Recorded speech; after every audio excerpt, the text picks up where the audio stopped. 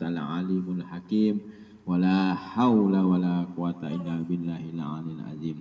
Allahumma fahim qalbi ilman nafi'a, fahman nabiyyina wa hijjul mursalin, wa ilhamal malaikatil muqarrabin birahmatika ya arhamar rahimin. Allahumma nawwir qulubana bizikrillah, la ilaha illallah, nas'aluhu subhanahu wa ta'ala ayyadana wa habbatana indal mautana fin nabi kalimatin syahadatan alim nabi asyhadu an la ilaha illallah wahdahu la syarikalah wa asyhadu anna muhammadan abduhu wa rasuluh. Sadaqallahul azim wa sadaqa rasul bi kitabil karim. Alhamdulillah, segala dan puji hanya milik Allah. Kita sebagai hamba sepantasnya dan sepatutnya untuk mensyukuri nikmat yang Allah berikan kepada kita dengan ucapan alhamdulillahirabbil alamin, yaitu berupa nikmat iman, nikmat Islam, nikmat kesehatan dan nikmat kesempatan yang hingga detik ini, hingga saat ini, di malam hari ini kita masih diberi oleh Allah kesempatan untuk melanjutkan thalabul ilmi. Mudah-mudahan dengan ampunan, dengan rahmat dan ridha Allah senantiasa dicurahkannya kepada kita semua. Amin ya rabbal alamin. Selawat dan salam pun mari kita haturkan, kita sampaikan ke hadirat junjungan Nabi kita, Nabi besar, Nabi Sayyidul Wujud, Nabi Muhammad sallallahu alaihi wasallam beserta seluruh keluarganya, seluruh sahabatnya, dan seluruh zuriat dan bahkan seluruh pengikutnya ila yaumil qiyamah kelak. Dan mudah-mudahan dengan izin Allah, insyaallah kita akan diperkenankan Allah untuk mendapatkan syafaat kubra daripada Rasulullah sallallahu alaihi wasallam. Allahumma shalli ala Muhammad, Allahumma shalli ala Sayyidina Muhammad, Allahumma shalli ala Rasulika Sayyidina wa Habibina wa Syafi'ina wa Zuhrina wa Maulana Muhammad, Allahumma bihaqqi Sayyidina Muhammad wa ala ali Sayyidina Muhammad. Alhamdulillah, para muhibbin yang dirahmati Allah Subhanahu wa taala, malam hari ini tentang kelanjutan yang kemarin, yaitu tentang sholat. Tapi kita mulai dari kulit dulu, karena kalau tidak paham ini susah. Kita ambil yang dasar-dasar dulu. A'udzubillahi minasyaitonirrajim. Bismillahirrahmanirrahim. Inna sholata tanha anil fahsya'i wal munkar wala zikrullahi akbar wallahu ya'lamu ma tasna'un.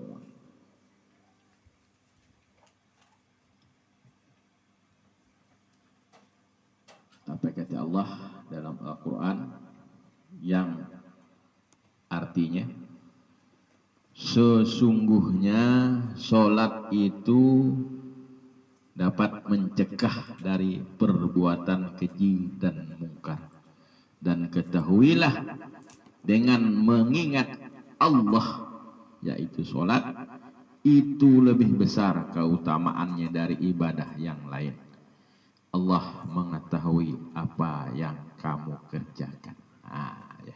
Ini jadi pahami dulu makna daripada sholat. Ya. Karena ya, buah daripada sholat, ya, inilah dia, ya, yaitu dapat mencegah dari perbuatan keji dan mungkar dari orang yang mengerjakannya. Ingat nih. Nah, bagaimana dalam status kehidupan sehari-hari yang kita lihat, yang kita amati, ya, nggak usah jauh. Ya, ini kita buka wawasan sedikit. Kalau hari Jumat ataupun hari Lebaran ataupun bahkan ada penceramah-penceramah yang hebat. Ya. Jadi apa kata penceramah tuh? Ambil yang baik, tinggalkan yang buruk. Sekali balik dari penceramah, dari masjid cari sandalnya. Nah, nggak usah jauh, saya hari Jumat kemarin sandal jepit hilang. Nah, jadi berarti padahal dalam masjid ini tempat ibadah, sholat. Nah, yang kita kaji ini sholat yang bagaimana? Yang bisa mencegah dari perbuatan keji dan mungkar. Nah, tapi kenyataannya itulah orang yang mencuri ayam biasa sholat, orang yang korupsi sholat, itu kan mungkar perbuatan itu. Karena mungkar terbagi dua, ada yang kelihatan, yang zahir, dan ada yang batin. Nah, ini yang bahaya yang batin nih, yang tersembunyi nih. Ada juga kemungkaran. Nah, makanya dalam istilah sholat itu, ya, dalam kitab itu jangan hanya jasad aja yang sholat, ya, mesti pikirannya juga sholat, ya. Nah, dalam hatinya nanti itu lapisan hati itu ada yang lub, ada yang fuad, ada yang syir, ada yang ruh, pun harus sholat. Tapi bagaimana kita nak menggunakan aplikasi itu? Aplikasi itu kita nggak tahu ciri-cirinya. Karena dalam kitab kita nggak bisa ngajinya. Arab gundul. Padahal dalam kitab ada. Dalam kitab Imam Al-Ghazali dan kitab Syekh Abdul Qadir Jailani yang menjelaskan tentang rahasia keajaiban hati. Nah, ini kan kurang kajian. Maunya ngaji instan, macam makan mie, rebus, beri air panas, selesai makan dah. Nak ngaji pun begitu kak. Baring buka YouTube dengan 2.000 dapat guru dah. Selesai masalahnya. Tapi saat itu ada yang nempel di pikiran, dia tidak bisa nembus ke wilayah yang namanya tempatnya ruh. Nah, ya. Jadi kalau sholat masih di lapisan yang namanya di pikiran, nah ini masihlah dia mau tadi yang melakukan kemungkaran karena masih di pikiran. Contohnya bagaimana ya? Kok bisa sholat di pikiran? Nah, pikiran ini kan pekerjaan akal sehat. Ya kan, siapa pun Allah anugerahkan yang namanya akal.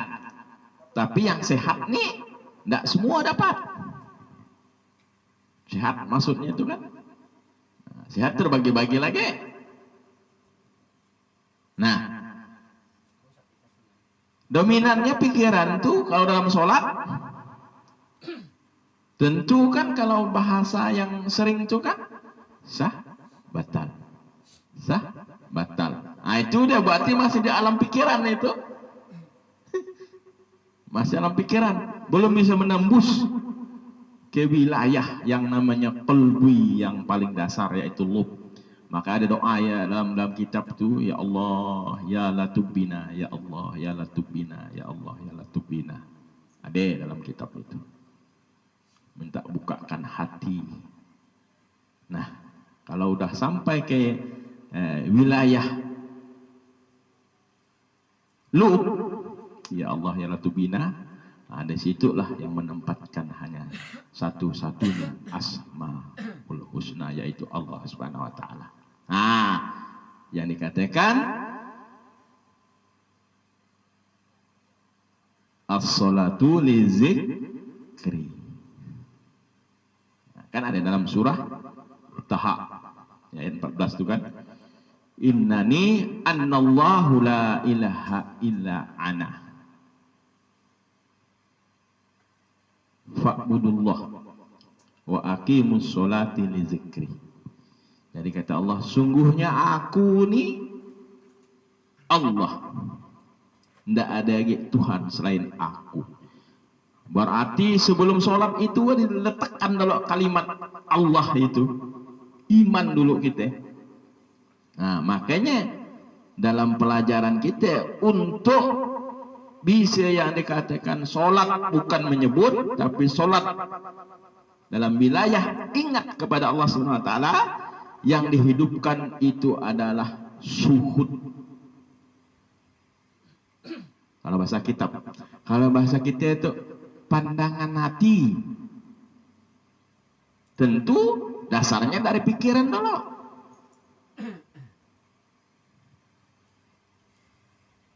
Nah, karena sholat ini, ya, kata ulama, bukan mengerjakan, tapi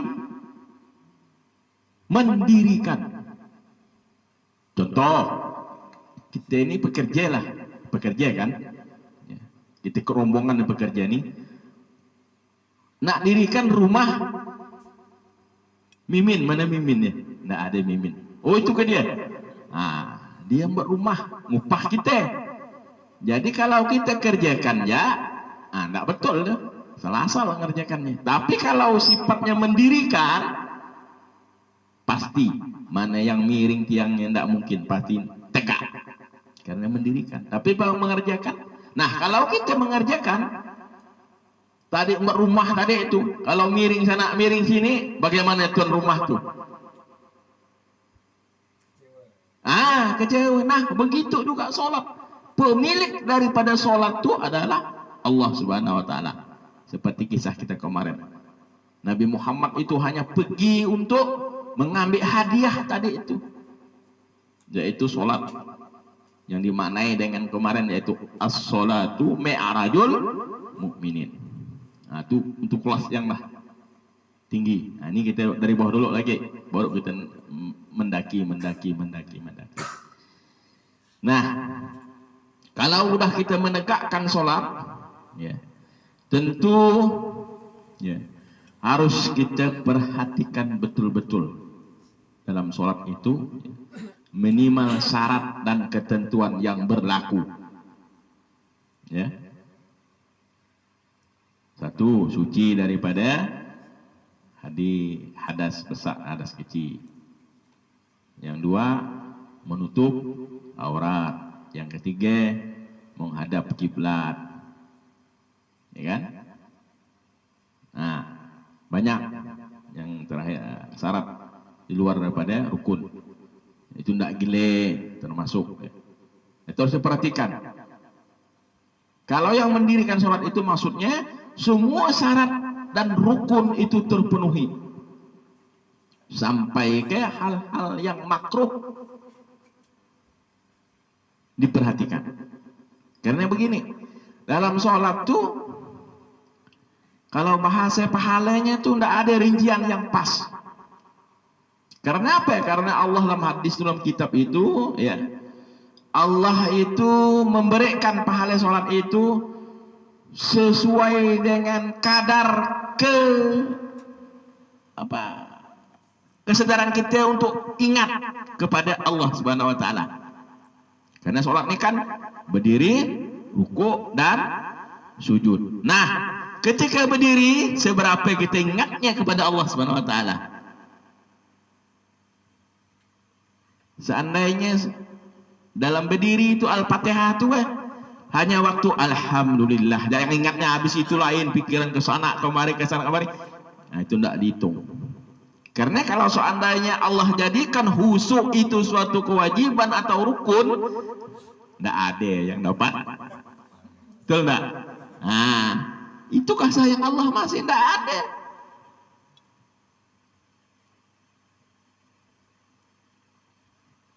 Jadi seberapa ingatnya kita dalam keadaan berdiri, rukuk dan sujud, maka sholat ini harus dimaknai. Kalau tidak dimaknai, kita tidak bisa untuk ingat kepada Allah Subhanahu Wa Taala. Untuk memaknainya, tentu kita kembali kepada ilmu, bukan hanya sekedar cerita. Kembali kepada ilmu sifat 20. Gerak diam itu disebabkan oleh adanya kudrat dan jadi dalam pikiran kita dulu, tidak usahlah jauh dulu, dalam pikiran dulu, Allahu Akbar, ada gerak nggak di situ? Tentu kita harus ingat bahwa ada kudrat dan iradat Allah. Berarti udah kita masuk kepada ingat kepada asma Allah. Kan tidak mungkin lagi nak ke pasar, nak ke mana. Tapi kalau di mana begitu, lalai. Kalau lalai dah nak dihitung Tuhan. Kalau mau banyak nilai yang didapat pahala sholat itu, penuhi syarat rukunnya. Minimal seperti itu. Ditambahlah lagi dengan lizikri, ingat betul kepada Allah, sadar betul kepada Allah Subhanahu wa taala. Ya. Karena kalau udah banyak lalainya, enggak ada apa-apanya insyaallah. Nah, karena sholat itu ada juga yang haram tapi tidak membatalkan sholat. Nih. Dalam kitab tuh ada ya. Sholat itu enggak batal tapi ada haram perbuatan di situ. Kita ambil contoh ucapan aja lah. Ya. Alhamdulillah, itu berarti merubah makhraj, merubah bunyi. Berarti kita membahasa dalam bahasa tasawuf yang keras ya. Dah ngambil huruf neraka. Kalau dah masuk huruf neraka berarti nauzubillahi min dzalik. Karena dah memutarbalikkan hukum namanya. Termasuk ada yang biasa. Kalau Maliki Yaumiddin itu kan ada sabdu, tapi kita buat Maliki Yaumiddin, kita jadi imam lagi. Sholatnya ndak batal, tapi di situ haram hukumnya kata ulama. Mudah haram apa dapatnya? Jadi imam lagi. Makmumnya mundaan mun senior makmumnya tahu dia, oh ini betul nih, berkah jar aku nih. Masih bisa. Mun kena ke buta tule. Masuk parit lah. Contoh, itu haram. Ya. Karena dalam Al-Fatihah itu ada 7 huruf, enggak boleh ditukar-tukar. Semua yang menunjukkan huruf neraka boleh pelajari aja nanti. 7 huruf tuh ya. Kita tidak bisa nak upasnya terlalu dalam, jauh. Waktu yang singkat tidak bisa. Cuma hanya pandangan sekilas saja. Intinya bahwa jangan sampai kita melakukan hal-hal yang seperti tadi itulah yang haram. Belum lagi iya karena abu dua iya karena selain katanya kan antara jelas dengan enggak ya. Mun kita seorang-seorang ke rumah, Tuhan pun maklum kali. Kita dah ngaji lagi, dah belajar lagi. Ini mah belajar enggak suah. Ngaji enggak suah, mau jadi imam. Macam heraman kita malam dah belajar dah. Namanya iya, itu kan ada tekanan. Tapi ketika jadi imam lupa. Dimaklumi Tuhan. Tapi karena dah belajar, yang rusak ini seumur hidup enggak mau belajar. Tentang bagaimana baca Al-Fatihah itu yang benar.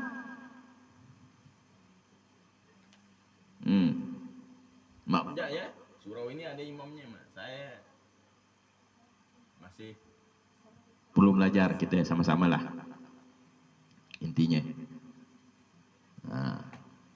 Berarti tidak membatalkan sholat, tapi mendapat bacaan yang kita baca itu dihukumkan haram kata ulama. Ini contoh. Belum lagi makruh ada dalam sholat. Bacaannya pun ada, perbuatannya pun ada. Nah sunatnya kayak bagaimana? Kalau sunat kita dah tahu. Baca iftitah sunat. Kalau kau tinggalkan berarti tidak mengikut sunnatullah, berkurang mutabaah kita. Karena itu termasuk mutabaah zahir. Belum lagi masuk mutabaah batin nih, baru mengikut yang jahir. Bagaimana di pikiran kalau kita mengikut mutabaah jahir? Udah tidak Nah, kita benarkan bahwa itu sunnahnya Rasul. Selama ini belum pernah, paling kita pikiran kita sana kemarin ke sana.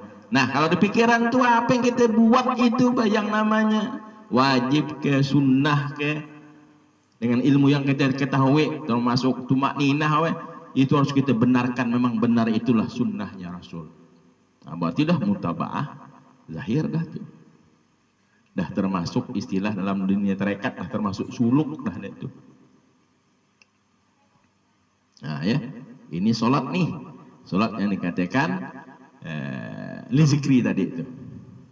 Jadi potensi seorang hamba ini di hadapan Allah ini harus merendahkan diri, harus dihilangkan betul yang namanya sifat-sifat bawaan. Itu yang menggerogotek seorang hamba di hadapan Allah, yaitu sifat bawaannya itu.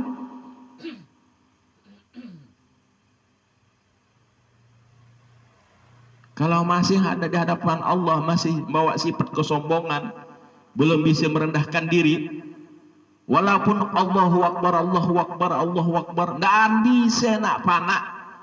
Apa lagi nak bakok bilah istilahnya itu. Nak panak aja itu makam yang paling rendah. Kata orang tuh tinggi itu rendah, masih bro panak tuh. Nggak lupa istilahnya Allahu Akbar. Apa yang dibaca itu lupa ceritanya. Tapi betul baca Allahu Akbar. Ditarik Allah Ta'ala. Sifat kehambaannya tidak ada lagi. Tapi Allahu Akbar. Nah, panak itu tuh. Panak itu tidak mungkin selama-lamanya. Kalau selama-lama itu selap namanya. Bukan panak. Nah, makanya kita latihlah untuk zikir kepada Allah Ta'ala ini, untuk mendapatkan yang namanya as-salatu mi'rajul mu'minin. Ya, tentu tadi itulah kita pahami betul makna salat itu. Ya, hadirkan hati, sadarkan hati betul bahwa kita ini tidak ada punya daya dan upaya, itu kuncinya. Ketika lihat dengan mati ada gerakan, itulah kudrat dari Allah. Tanam kala mati. Ketika ada bismillahirrahmanirrahim, belum bisa namanya musyahadah, syuhud pandangan hati itu dengan pikiran ya, benarkan ya bahwa itu kalamullah. Udah mun masih ndak bisa gak ada si maknanya aja lah. Alhamdulillah rabbil alamin, dalam hati segala puji bagi Allah ada. Itu dah paling rendah lah dah tuh. Tapi itu banyak hafalan. Kalau makna tuh kita ndak perlu banyak hafalan. Karena kalau udah kita tahu gerak diam, berarti di situ ada kudrat dan iradat. Gerak diam ini kan Allah yang gerakkan, Allah yang diamkan. Apa yang dalam ibadah? Nah, makanya konsep kemarin itu sebelum takbiratul ihram itu kita lepaskan sifat tiga tadi itu, sifat kebinatangan yang buas, sifat iblisiah kesetanan, sifat ketuhanan yang pengakuan bahwa akulah segala-galanya, akulah yang hidup, kita hilangkan di hadapan Allah. Ya Allah, aku ialah betapa doibnya aku di hadapanmu ya Allah, ampuni dosaku. Itu dulu. Bila perlu ucapkan doa kalimat syahadat, la ilaha illallah Muhammad Rasulullah. Usah nak buru-buru. Nah, baru nak ambil sunnah Rasulullah. Allahumma atini afdalu ma tu'ti ibadika sholihin. Baru kuatkan dengan niat tadi zahir, yaitu azam, hadir hati. Mau sholat apa? Tarik sampai pusat, baru Allah Akbar. Tarik sampai pusat, jangan tinggi-tinggi. Tarik sampai pusat. Allah Akbar. Insya Allah yang lain tidak akan masuk. Karena nama keagungan Allah yang kita baca dengan Asmaul Husna yang dah kita hunjamkan dalam lubuk hati kita di wilayah lub tadi itu. Nah, kalau wilayah fuad lain lagi, nanti sujud rukuknya dan takbirnya lain lagi. Belum lagi di ruh lagi lain lagi. Ini masa di pikirannya dulu, di pikiran. Kalau dah pikiran dah bisa mengendalikan jasad, insya Allah Berarti keinginan yang macam-macam tadi itu, yang nak cari kunci, yang nasi angus ke, yang cucian tuh masih ada ke dalam mesin, tidak ada lagi. Tapi kalau belum ada kesadaran di pikiran, bisa mau manai tadi apa yang diucapkan, apa yang digerakkan, ya kan? Apa yang berdiam, membahasa kitab itu makninahnya yang harus dipahami itu, tidak bisa. Pasti melayang-layang masih. Nah, jadi maknanya betul-betul. Ketika berdiri, yang kita hadapi adalah Allah Subhanahu wa taala. Berarti zat yang maha perkasa, zat yang maha agung, zat yang maha mulia. Tentu kita tidak bisa mengandalkan kemampuan kita, kekuatan kita, tidak bisa, karena kita seorang hamba. Harus kita panakkan kekuatan yang ada pada kita. Kita lebur dengan kekuatan Allah yang ada. Nah, nyatakan betul-betul sifat doib kita kepada Allah. Akui betul-betul supaya Allah tolong dengan kebaikannya, insya Allah. Allahu Akbar.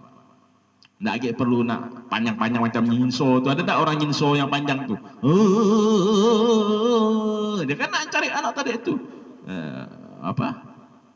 Qasad, To'rod dan Ta'yin. Akhirnya bunyi nyinso sampai 12 harakat. Allahu Akbar. Tapi mun orang yang sudah paham betul tentang tauhid, tidak lagi Allahu Akbar. Dah. Nah, karena apa? Karena niatnya dimasalahkan. Ya. Karena niat itu Allahu Akbar, di situ sudah masuk niat. Apalagi karena sholat itu adalah zikir.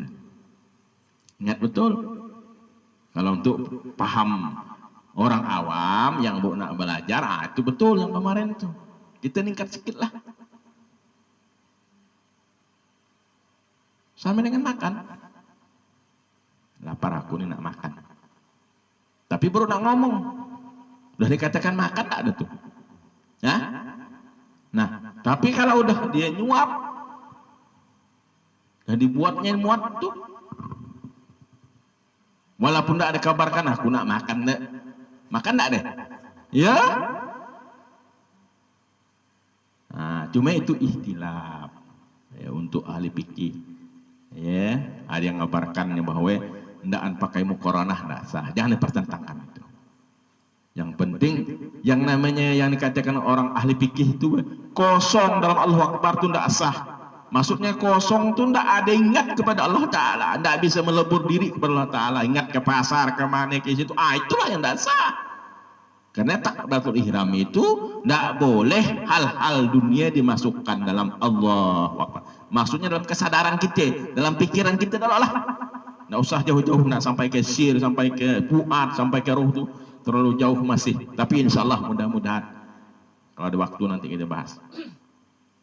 Nah, kalau udah sholat seperti ini, udah dimaknai betul bahwa ada pergerakan ditolong oleh Allah Ta'ala, ucapan ditolong oleh Allah Ta'ala, ya.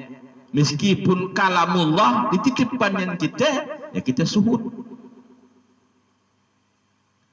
Allah datangkan, alhamdulillah rabbil alamin.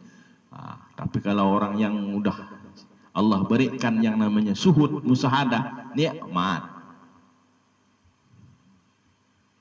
Kalau belum ya nggak bisa. Oh, di pikiran lah, mana kunci motorku nih, ini kan? Yawannya, perlahan-lahan. Nah, makanya, sholat yang seperti inilah ya, baru bisa yang ngatakan mencegah dari perbuatan keji dan mungkar. Ketika dia balik dari masjid nengok sandal bagus, sandalnya buruk, pasti dipantau oleh Allah, dilihat oleh Allah. Karena sholat dimaknai tadi dengan ingat. Tapi kalau udah tidak ingat sholatnya, ya nggak, nih kesempatan hanya sekali. Adanya kan? Tutuhnya sandal yang bagus tuh. Nanti sampai ke rumah kata Ustaz banyak-banyak istighfar. Astagfirullah, astagfirullah, guling-guling dia minta ampun kepada Allah Ta'ala. Ya, mungkin ini aja lah kali tentang sholat. Terbalik kita nih, Belum zikir langsung ke materi, enggak apalah dah. Ya, nah, nanti untuk memperjelasnya, untuk mempertajamnya materi ini kita tanya jawab. Ya, ini kan baru cerita-ceritutnya tentang sholat. Bahwa kita kewajiban kita untuk menjadikan sholat ini sarana untuk ingat kepada Allah Subhanahu wa taala. Karena ayatnya seperti itu. Wa aqimus sholata li zikri. Dirikanlah sholat untuk mengingatku, bukan kerjakan sholat, kata Allah Ta'ala. Dirikan sholat. Nah, bagaimana dirikan sholat? Nah, seperti tadilah sholatnya, yaitu dimaknai betul gerak dan diam, suara, ada kalamullah di situ. Kita hayati betul. Ya, sifat 20 Allah berkata, nah, cuma Allah pinjam lidah kita. Bismillahirrahmanirrahim. Cuma jangan ngaku Tuhan. Beda suhud ya. Suhud dengan ngaku lain. Kalau suhud itu memandang sesuatu. Seandainya kita nggambar lah, kita berkarya, kita pandang. Kan karya kita. Bukan kita itu. Kita menggambar, kita berkarya. Besongkok berapa kita pajang itu kita lihat. Nah, beda dengan aku inilah gambarnya. Nah, kan beda kan? Nah, dalam sholat seperti itu. Hati-hati ilmu hakikat nih. Karena gerak dan diam dari Allah Ta'ala, akhirnya Allah sembahyang. Dekanlah sembahyangnya. Nah, kecuali tadi yang namanya dipanakkan Allah Ta'ala, dia tidak menyadari sedikit pun tentang kehambaannya. Ditarik oleh Allah Subhanahu Wa Ta'ala. Tapi hanya seperti kilat menyambar sesaat aja. Tapi itu lezatnya, naudzubillah. Disitulah. Cuma kita harus melatih diri untuk sampai sholat yang dikatakan dalam hadis itu, as-sholah mi'rajul mukminin. Nah, didahuluilah dengan kita harus menyadari betul kehambaan kita di hadapan Allah. Yang kedua, ya kita betul-betul membenarkan apa yang kita kerjakan itu memang mutaba'ah zahir Rasulullah. Berarti memang ada akhlak Rasulullah seperti itu, mengerjakan itu kita kenang-kenang dalam pikiran kita. Wah, inilah Rasulullah mengerjakan seperti ini. Yakin betul kita. Nggak usah kita, ayahku dulu semayang seperti inilah dia. Jangan, kita langsungkan aja kepada Rasulullah SAW. Nah, itu bagian daripada selawat. Nah, perlu lagi kita, Allahumma sholli ala sayyidina Muhammad. Kita kenang seperti di pikiran kita, udah kata guru dikatakan selawat kita. Karena udah mengikuti mutaba'ah zahir Rasulullah SAW. Nah, nanti baru kita meningkat kepada mutaba'ah batin, solat batin. Ini baru perpaduan antara zahir dan batin, yaitu yang masih di alam pikiran, belum masuk ke suhud yang ada di latifah lub ataupun fuad dan sir. Tapi insya Allah kalau yang awam ini, yang awal ini kita paham, ibarat naik tangga. Kalau satu udah biasa kita lompat, insya Allah bisa melompat kedua. Tapi kalau yang satu pun belum bisa, mana bisa nak naik ke kelas 2. Karena Allah pun demikian sunnatullahnya, ya. Apalagi dalam dunia tauhid, ya, ada yang namanya sifat amal yang harus kita pahami betul. Habis itu asma, habis itu sifat dan zat. Tidak bisa sekaligus. Tidak bisa. Biar bagaimana? Sunnatullah. Karena ilmu agung, ilmu yang mulia, tentu Allah berikan dengan sedikit-sedikit, tidak sekaligus. Biar bagaimana. Cuma bagaimana kita menumbuhkan himmah dalam diri kita ini. Ya. Kesadaran kita tadi itu. Himmah kita ingin majelis ilmu ini ada tak himmah kita. Keinginan kita. Ingin mencari murabbi namanya, pembimbing. Ini mudah-mudahan ya. Majelis kita ini bisa istiqomah berjalan hingga ke akhir hayat nanti, amin ya rabbal alamin. Mungkin demikian ini yang dapat kita sampaikan sebagai materinya. Ada yang hal-hal yang kurang, saya mohon ampun kepada Allah dan minta maafkan, ya. atas kekurangannya. Dan terima kasih atas perhatiannya. Saya akhiri dengan wabillahi taufiq wal hidayah. Waridha wal inayah. Wassalamualaikum warahmatullahi wabarakatuh.